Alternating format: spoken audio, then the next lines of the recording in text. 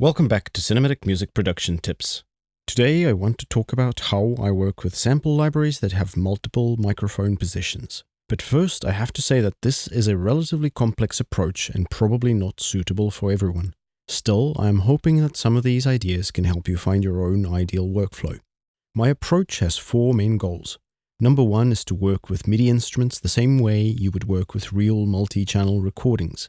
That creates a number of important possibilities. Plus, if you are planning to record with real musicians later on, then having this layout from the start makes it easier to swap out the MIDI with recordings. The second goal is to compose and mix in the same project, for efficiency and convenience. Deadlines are always tight and I constantly need to deliver fully mixed music. But the film edit could suddenly change, or I could receive feedback and need to adjust the music. So keeping everything in one project makes it very easy to go back and forth. The third goal is to mix with audio files rather than working with MIDI. There are a few issues when mixing with MIDI, for example triggering different round robins during each playback. But aside from those issues, mixing with audio files is mostly a personal preference, although it does use a different, more versatile toolset, like being able to quickly adjust individual clip gain or create fades. And finally, some of the projects I'm working on are in stereo, while others use surround sound. I wanted to create one template that would work for both. Alright, let me show you how I have it all set up. Here we have my large orchestral template with thousands of tracks, but currently everything else is hidden and we're only looking at Cinematic Studio solo strings. I've set up 3 separate groups of tracks. It might seem like a lot, but I have various visibility shortcuts which allow me to hide anything that I'm not working on at the moment. First we have the group tracks for each mic position: close, main and room. You can also see their reverb send levels here. Next are the MIDI tracks. These use expression maps, so it's one track per instrument. And finally, we have some audio tracks here. These are set up for printing MIDI to audio. I'll quickly demonstrate how they work.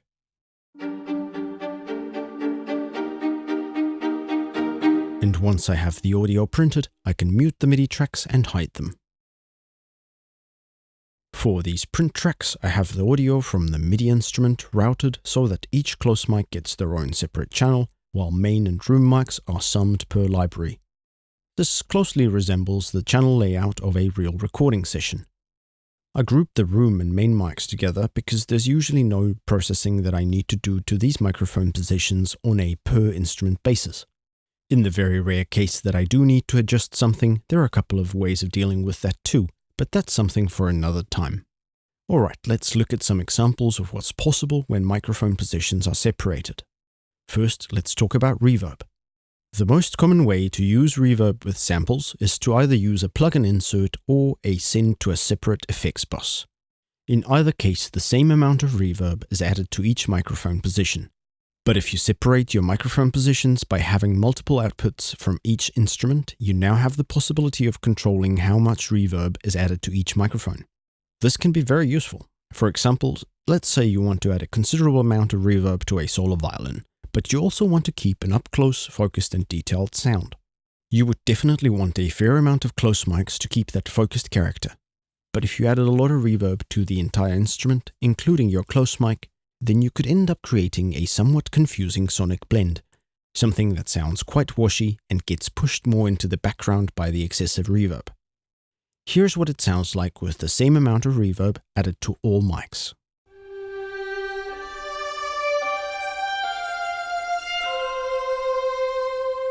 That kind of sound may have its uses, but it's not really what I want in this context. So let's turn the reverb send all the way down for the close mic and keep the main and room mic reverbs at the same level.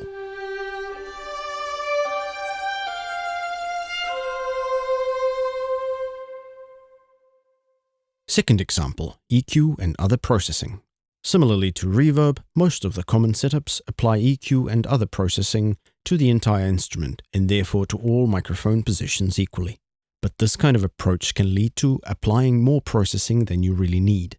My personal philosophy when mixing is to only tweak the sound of the library as little as possible. Many resonant fixes or tonal balance changes can be done to 1 or 2 microphone positions without affecting the rest. Quick example, here I'm thinning out some of the slightly boxy frequencies in the low mids of this viola.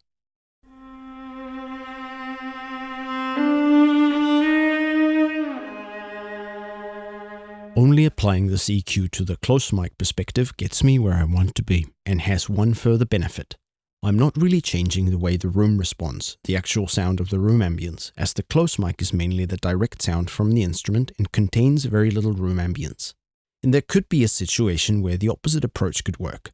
Maybe the main or room mics are introducing some unwanted room resonances or some boxiness or boominess.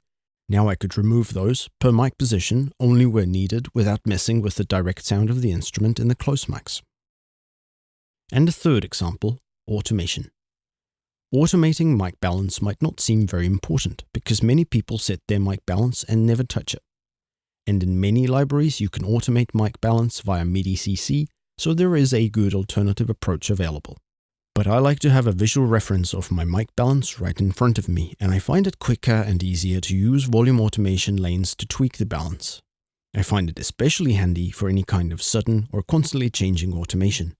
In this next example, I'm boosting the first violin when its solo line starts by pushing up the close mic, just like you would do if this was a real recording session.